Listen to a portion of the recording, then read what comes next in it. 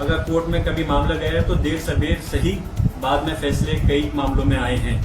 अगर आज आप जागरूक होकर के डर के नहीं बैठेंगे, घबरा कर नहीं बैठेंगे और जागरूक होकर करके गलत आवाज के खिलाफ, चाहे वो अधिकारी करें या कोई नेता करे, आप आवाज उठा के कोर्ट में जाएंगे तो मुझे उम्मीद है आने वाले समय में आपको इस चीज का इंसाफ जरूर मिलेगा।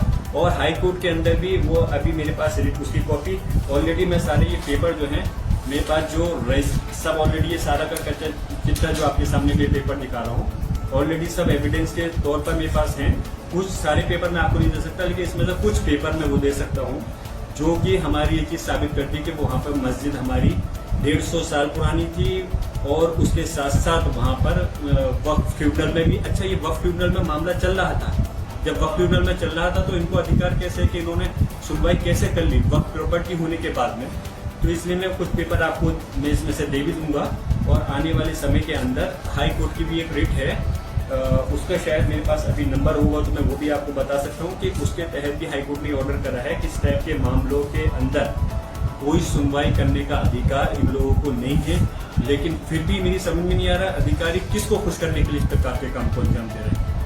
हम फिर से कह रहे हैं कि पहले भी मामला जब आया है तो मैंने अपने संभल वासियों के लिए जो अपने दादा मोहतरम बल साहब से सीखा कि उन लोगों के ऊपर हो रही जुल्म ज्यादती के खिलाफ पहले भी आवाज उठाई है और मजबूती से इनके सामने खड़ा रहा हूं।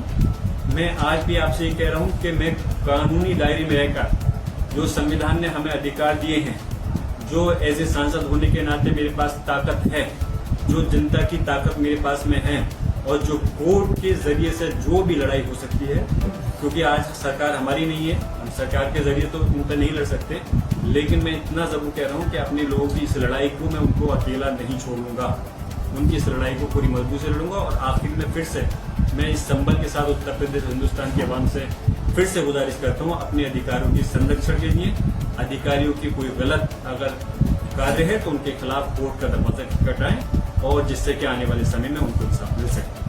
प्रशासन का क्या दावा है कि ये जो जहाँ पर मस्जिद बनी हुई थी कस्तूरबा गांव में, ये सरकारी जमीन पर बनी हुई थी और इसी के तहत हमने कार्रवाई की है, इस पर क्या कहना? दूसरा, आप इस मामले में आगे क्या स्टेप लेंगे? सरकारी जगह पर ये चीज इस चीज के लिए भी कि अगर कोई ऐसा मामला है, जब कैसे कह सकते हैं अधिकारी की सरकारी जगह पे थी, वो प्रॉपर्टी रजिस्टर्ड वक्त में दर्ज है और इस चीज को तय वो करता, वक्फ ट्रिब्यूनल तय करता अगर वो सरकारी जगह भी है या नहीं है, इसको वो वक्फ ट्रिब्यूनल चुनता कि अगर। और मैं पूछना चाहता हूँ कि जैसे आपने कहा कि उन्होंने कहा कि सरकारी जगह में बनी हुई थी, अब तो फिर वक्त में रजिस्टर कैसी है? फिर जो मैंने बताया गवर्नमेंट का उत्तर प्रदेश का गजट 1995 के अंदर 1951 नंबर पर मस्जिद कैसे रजिस्टर कर दी सरकार ने?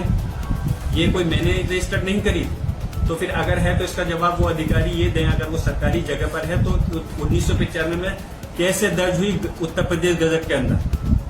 ये गलत है। और फिर जब परसों आप आदेश दे रहे हो और आप परसों इतनी जल्दबाजी कौन सी थी? क्या मैं पूछना चाहता हूँ, इस उत्तर प्रदेश के अंदर सबसे बड़ी ताकत तहसीलदार और डीएम है, उनके ऊपर और भी है, वक्फ ट्रिब्यूनल है, हाई कोर्ट है, सुप्रीम कोर्ट है, तो इतना समय क्यों नहीं दिया गया कि अगर आपने ये पहली तारीख के अंदर बैठ करके फैसला सुना दिया कि मस्जिद के खिलाफ, तो उसको उतना समय क्यों नहीं दिया गया कि हमारा जो पक्ष था वो दूसरी जगह जाकर के अपनी अपील दाखिल कर सकता और अपील के बाद में वहां से फैसला ले सकता था।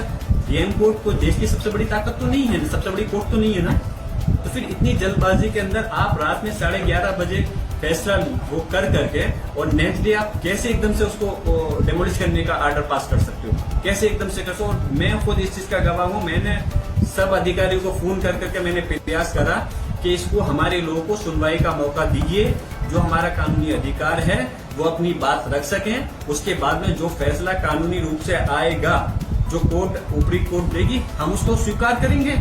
पहले भी हम लोगों ने स्वीकार किया है, लेकिन ये इस चीज से जितनी जल्दबाजी में ये फैसला लिया गया है मस्जिद को शहीद करने के लिए, इससे ये चीज साफ जाहिर होती है ये प्री प्लानिंग थी और किसी एक मंशा के तहत जल्दबाजी के अंदर काम किया गया है कि जिससे कि सैटरडे और संडे होने का फायदा उठा करके, जैसे कि आजकल कोर्ट भी बंद चल रही है या कहीं से मंडे तक का समय नहीं मिला जो ये कहीं से अपना जाकर के कोई स्टे वगैरह ले सके, तो ये चीज इनकी मंशा साफ जाहिर होती है, ये जल्दबाजी फैसला है। लेकिन मैं ये कहना चाहता हूँ कि इस प्रकार से मैं फिर से बहुत कह रहा हूँ कि संविधान के दायरे में रहकर, कानून के दायरे में रहकर इस बात को कह रहा हूँ।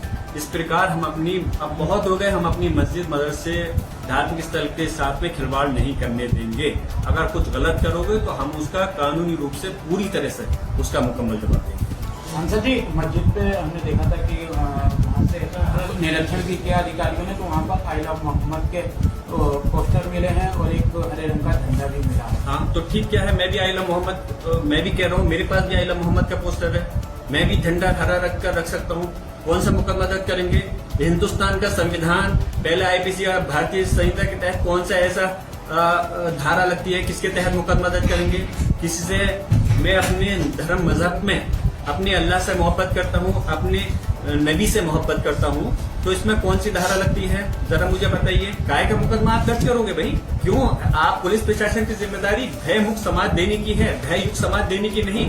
आप क्या कहना चाहते हो कि अगर झंडा हमारा ईद मिलादुन नबी का जो झंडा होता है, धार्मिक झंडा, अब आप मान लीजिए मिसाल के तौर पर अगर कोई भगवा झंडा आरएसएस का, अगर हिंदुस्तान के मुखालिफ कोई मुल्क है, अगर उससे की तरह अगर कोई झंडा है, तो क्या वो हिंदुस्तान के खिलाफ माना जाएगा झंडा? हमारा इस्लाम में ईद मिलादुन नबी का झंडा हरे रंग का होता है, तो इसमें कौन सा क्या परहेज है? क्या आप उसको पाकिस्तान बांग्लादेश का झंडा बताओगे?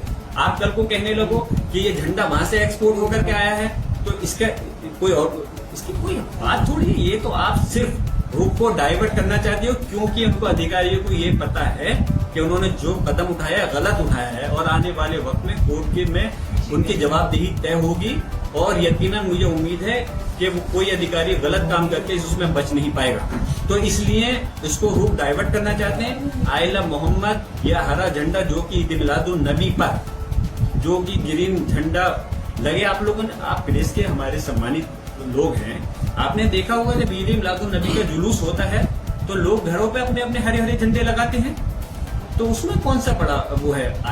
इसमें पहले भी आई लव मोहम्मद सल्लल्लाहु अलैहि वसल्लम का मामला हम प्यार करते हैं, इसमें कौन सी धारा है? हमें अगर आप इसके तहत कोई अगर धारा है, तुम हमें मुकदमा लिख सकते हो तो बताओ, हमें फांसी दे दो, हम कह रहे हैं आई लव मोहम्मद, उसमें कौन सा बड़ा गुनाह है भाई? और रही बात, ये मेरा संविधान भी सिखाता है, मेरा मजहब भी सिखाता है, मैं अपने, ये मेरी मजहबी आजादी भी है। हमारी मजहबी आजादी छीनने का अधिकार कौन से अधिकारी को है? किसी सरकार को नहीं है, ये संवैधानिक अधिकार है। और रही बात उसकी, जो मेरा संविधान भी कहता है और साथ साथ मैं जोड़ रहा हूँ उसमें मेरा मजहब भी कहता है, मैं जहाँ अपने मजहब का से मोहब्बत करता हूँ, सम्मान करता हूँ, वहीं दूसरे मजहब का भी सम्मान करता हूँ, क्योंकि ये मेरा संविधान के साथ साथ मेरा मजहब, हमारे दोनों लोग कहते हैं, इसलिए मैं दूसरे जो मजहब है, जो दूसरे धर्म है, उनका भी सम्मान करता हूँ। इसे लेकर एक FIR भी दर्ज हुई है, उसमें कहा गया है कि 49 पोस्टर आई लव मोहम्मद के लिखे हुए मिले हैं और पाकिस्तान जैसा झंडा प्रतीत हो रहा है वो मिला है। इसे लेके 8 नामजद लोगों पे FIR दर्ज हुई। मैंने इसका जवाब आपके सामने दे दिया, अगर कहें तो मुख्तसर अल्फाज में फिर से रिपीट कर देता हूँ। आई लव मोहम्मद का कोई धारा नहीं है जो ये मुकदमा दर्ज करें। आई लव मोहम्मद मैं कह रहा हूँ कि अगर आई लव मोहम्मद कहने से तुम कुछ कर सकते हो तो मुझे फांसी दे दो, अगर तुम्हारे अंदर हिम्मत है तो। कौन सी तुम वो कर दोगे? मैं सबसे पहले आई लव मोहम्मद पढ़ के मैं कहता हूँ। और रही बात दूसरी, जो पोस्टर झंडे की बात कर रहे हैं, आपके सामने मैंने क्लियर कर दिया, हरे रंग का झंडा हमारे ईद मिलादुन नबी पे, जैसे हम अपने तिरंगे का, हमारे अपने देश के ध्वज का सम्मान करते हैं, वो हमारे देश का ध्वज है, और उस तरह से हमारा मजहबी झंडा हरे रंग का होता है। तो उससे आप क्या कल को पाकिस्तान बांग्लादेश से जोड़ दोगे तो उसका क्या है? कल को आरएसएस के झंडे को अगर आप देश के प्रति खिलाफ किसी दूसरे देश से जोड़ दोगे तो मुकदमा दर्ज करो कि आप सब आरएसएस के खिलाफ में। ये सिर्फ और सिर्फ क्योंकि गलत कार्यवाही की है इन अधिकारियों ने, नीचे से लेकर ऊपर के अधिकारियों ने, उस रूप को डाइवर्ट करने के लिए इस प्रकार का प्रोपेगेंडा कर रहे हैं जिसमें कि कोई दम नहीं है। पूरे हिंदुस्तान और दुनिया के अंदर जिस जगह पर अगर America, US, Australia, Europe, Asian मुल्क, कोई भी गल्फ कंट्रीज कहीं भी हो, तो वहां पर जहां मुसलमान रहते हैं, हरे रंग का झंडे का ईद मिलादुन नबी के मौके पर इस्तेमाल करते हैं। इन अधिकारियों को ऐसा तो नहीं है जानकारी नहीं होगी, अधिकारी जब इस पोस्ट पर पहुंचे तो जानकारी सब है, लेकिन मुद्दे को डाइवर्ट करने के लिए इस प्रकार का प्रोपेगेंडा चलाना चाहते हैं। लेकिन ये प्रोपेगेंडा उनका कामयाब नहीं हो पाएगा, क्योंकि इसको हमारे मुस्लिम समाज के साथ साथ दूसरे धर्म के लोग भी जानते हैं कि इस कलर के झंडे का इस्तेमाल हमारे वो सारे के सारे जो लोग हैं मुसलमान, वो ऐसे मजहबी त्योहार पे इस्तेमाल करते हैं। और ये चीज कहने से तुम गलत रिपोर्ट अगर दर्ज करेंगे तो उसको भी हम चैलेंज कोर्ट के जरिए करेंगे और आने वाले समय में इंशाल्लाह वो हमें परेशानी हमारे लोगों को जरूर उठानी पड़ सकती है जो हम उठा रहे हैं, लेकिन आने वाले समय में हमें इंसाफ इंशाल्लाह मिलेगा। और जो गलत आज ताकत के दम पे गलत कार्रवाई करेंगे उनको इसका खामियाजा भुगतना पड़ेगा कोर्ट के साथ। सांसद जी, अगर महंगाई की बात करें तो घरेलू सिलेंडर पे 29 रुपए कुछ पैसे बढ़े हैं, क्या कहें?